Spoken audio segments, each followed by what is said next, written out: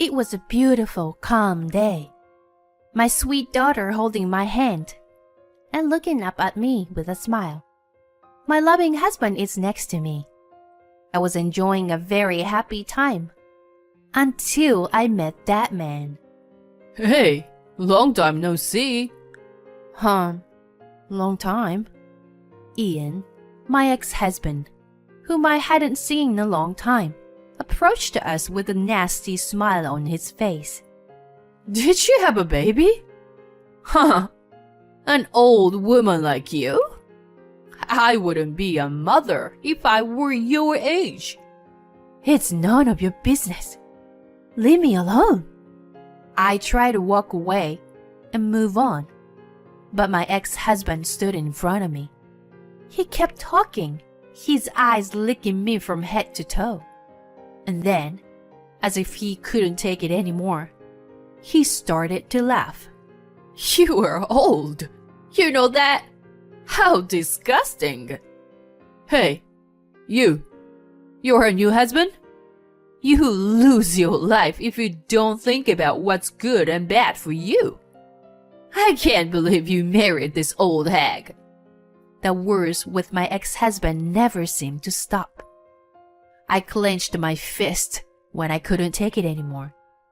I was stopped by my husband, Wesley, who was standing next to me, smiling calmly. Ian, am I right? Thank you very much for sharing your thoughts with us. I learned a lot, and you were absolutely right. My name is Quinn. I met and married my ex-husband Ian at the company I was working for at the time. Ian was a section manager, and he was my subordinate. After we got married, I wanted to have children right away. However, I could not have a child at the age of 34. So, I decided to have an infertility treatment. After a long period of time, I was 38 years old when I finally got pregnant. I was really happy when I found out that I was going to be a mother. It was my first pregnancy, and I will give birth at an advantaged age. In addition, I had to work and raise a child at the same time. I had no end of worries. But more than that, the joy and happiness of having the child I have dreamed of for so long in my belly was greater. I was filled with anticipation that I was going to make a happy family with my child and Ian. But Ian was not so sure. Fertility treatment is expensive. I spent most of my pre-marriage savings on treatment. On top of that, the side effects tended to make me physically ill. It became difficult for me to do the same amount of work as before I got married. So I decided to change my job. After changing my job, my salary dropped to half of what it had been before. I was able to work less and concentrate on my fertility treatment with peace of mind. However, Ian had grown tired of me. The truth was, Ian seemed to like me because I worked hard and made good money. At the time, there was no sign of marriage for me, and I was on the road to success with my work. He took notice of my good earning ability, and that was the reason he married me. And yet, after we married, I said I wanted to have a baby. Ian didn't forgive me for changing jobs so easily and undergoing expensive fertility treatment. So he slapped divorce papers on me and left me. I would stand for a while at how easily our marriage ended. But I had to be strong for the sake of this child I was carrying in my belly. I had to raise her well on my own. I explained the situation to the company and worked my butt off. With the help of my parents, I managed to give birth to my child.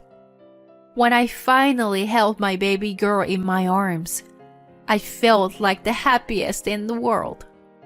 I couldn't stop crying with happiness. But the one who was even happier than I was was my new husband, Wesley. I met Wesley as a business partner at my former company. At that time, we had a good relationship as business partners. He was very disappointed when I resigned.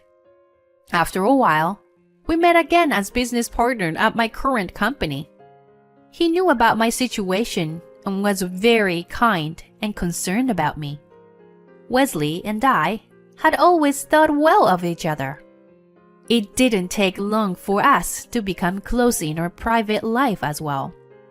Before the birth of my child, I remarried Wesley. And for the next few years, I was very happy. Wesley loved my daughter Ruby very much, even though she was not his own child. He takes care of Ruby to the point of overprotectiveness. After giving birth when I became ill, he told me not to push myself too hard. He took care of the housework and Ruby almost by himself. I knew Wesley truly cared about me and Ruby. One day, we went for a walk in the park nearby. The weather was nice and Ruby fell asleep right after we got to the park. Then I saw a familiar figure walking ahead of me. I quickly took Wesley by the arm and tried to go the other way. But it was too late. The person who seemed to have noticed me looked at Wesley and Ruby with a surprised expression on his face.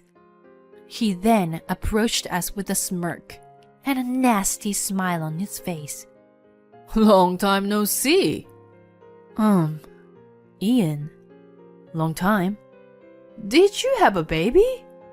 Yeah. You got a problem with that? No. I'm just wondering how could an old woman like you be a mother, you know? It's none of your business. Leave us alone. Ian stands in front of me as I try to avoid him and move on. After moving his gaze to lick me from head to toe. As if he couldn't stand it any longer, Ian started laughing. You are too old to be a mother. You know that? It's disgusting. Ian's words never seemed to stop, and he looked into the stroller. Your kid. She's ugly. Just like you. Please, don't you dare say one more word. Or, if it was just about me, I could put up with it. But I couldn't take it anymore when someone makes fun of my child. Ian narrowed his eyes in amusement as I took a step forward. Before I could open my mouth, he quickly shifted his gaze to the side. Ian was looking at Wesley, who was right beside me. I can't believe anyone would marry this old hag. And she's got a kid with someone else? Really? Stop it. It's got nothing to do with you. Well, Quinn, you made a lot of money. That's all you were ever worth. Without money, there's no reason you want to be with Quinn, you know? My ex-husband is approaching Wesley and is smiling like a devil. In this world, everything is about profit and loss, brother. Fools who can't think in terms of profit and loss would not survive. Just like Quinn here. Quit her job to have a child. Those who don't understand profit and loss will just fail. You'd better watch out too, Mr. New Husband. Maybe you were the kind of person who doesn't understand profit and loss when you married Quinn. Ha ha ha. Ian's loud laughter echoes in the peaceful park. He made fun of not only me, but also my child and Wesley. I couldn't stand it anymore. And I clenched my fist and was about to approach my ex-husband. Then Wesley, who had been silently watching over the situation, restrained me. Quinn, wait. Calm down. Wesley, I can't stay silent after being told something like that. I understand how you feel, but violence is not acceptable. Wesley smiled at me, and I lowered my fist. Quinn, do you know this gentleman? He used to be one of my subordinates at the company I worked for. I didn't dare tell him that he was my ex-husband. I don't even want to say that I once married this horrible person. Wesley already seemed to know that Ian was my ex-husband without me having to tell him. He smiled deeply and nodded in understanding. So it was you. Quinn, take care of Ruby for me, okay? Wesley said so and handed the stroller to me. And then Wesley stepped forward to protect us from my ex-husband. He looked straight at Ian with a soft smile on his face as usual. Ian, am I right? Thank you very much for sharing your thoughts with us. It is true the profit and loss are very important, not only financially, but also in terms of the people involved. Sometimes it's better to think in terms of profit and loss. What you said is very reasonable and important. Well, you're not as stupid as I thought you were. Then you shouldn't be with Quinn. You know better. My ex-husband glanced at me. He was grinning more than ever. He put his hands around Wesley's in a friendly manner, as if he thought Wesley was on his side. Wesley continues his words while brushed Ian's hands away. You know, my father owns a business. And in business, it is very important to calculate profit and loss. That's why I'll talk to my father about what you said today, Ian. Is your father present? If you want, I can talk to him directly. Ian's eyes lit up. It's obvious he's trying to take advantage of it. He still likes money and titles. How could he act so differently with someone he just made fun of? I was beyond amazed. I know you're probably busy, Ian, so I'll let my father know. I'm sure my father will be in touch with you soon. Well then, I'll leave you alone for today. With that, Wesley took Ruby and me and started to walk away. As we passed each other, Ian looked down at me. I felt a little pity for Ian. Wesley's idea of telling his father was not as good as Ian imagined it would be. I rather admire his naiveness to take it all as a good thing. I am sure my ex-husband will be called out of his office soon. Ian, who took Wesley's words as meaning what he said, didn't notice anything.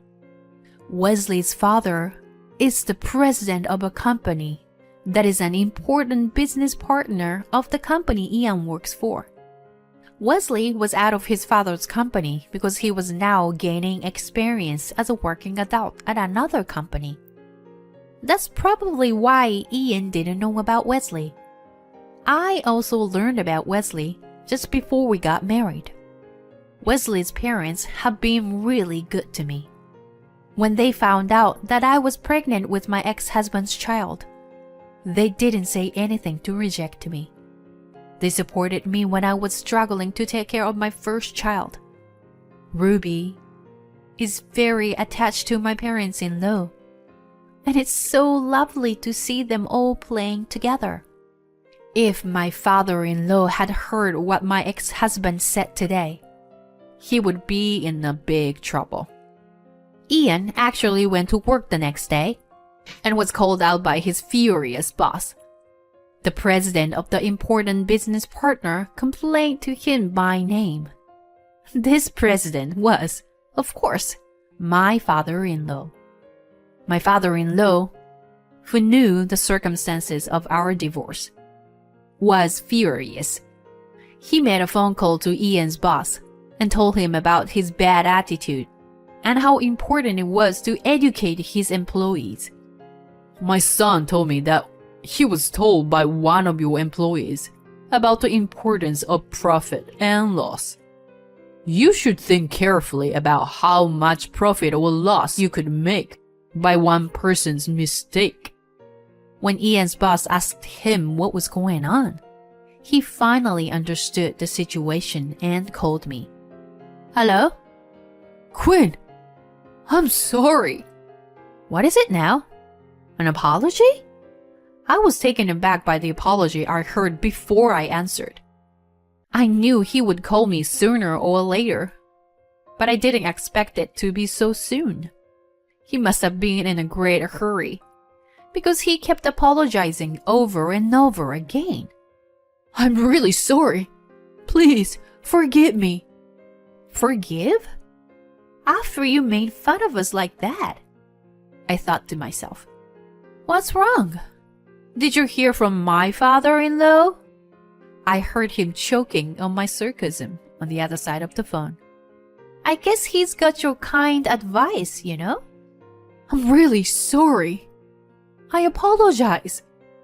I'd like you to let me apologize to your current husband and the president in person. Did your boss tell you to apologize? Yes. I was told not to return to the company until I apologize in person and get your forgiveness. Please, help me. We were married once. Please. Quit it. You've only seen me as someone who earns good money, right? You're getting carried away now. And you told me it was all about profit and loss. For me, it's a loss to keep you near my husband and my father-in-law. Talking to you who made fun of my daughter and my husband, it's nothing but a loss to me. So this phone call is such a waste of time for me. If you understand, don't call me again. No. I hung up the phone without hearing Ian's last words. He had said a lot of horrible things to me, and I still didn't have enough to say. But at least I feel a little better. My ex-husband must be panicking right now. After a while, bad reputation spread throughout the industry.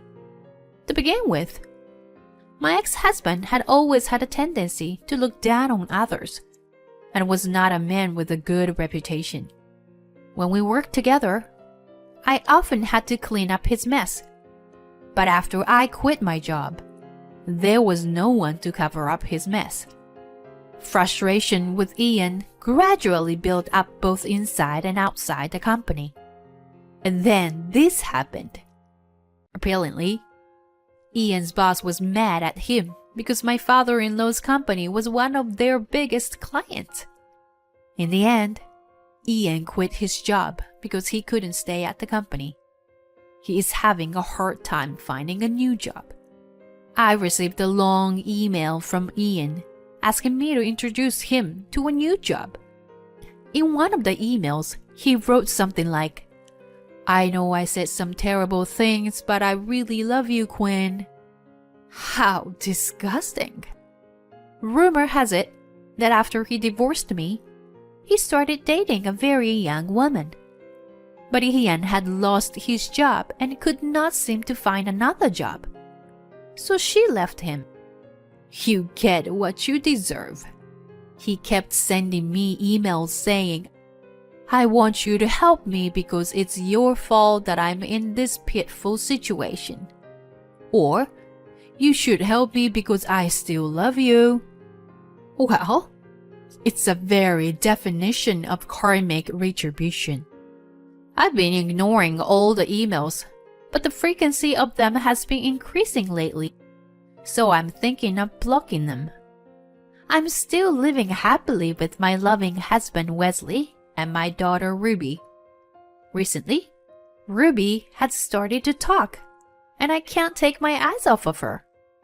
Ruby is growing up so fast. I, Wesley, and my in-laws are very much in love with her. I would like to keep this family happy forever.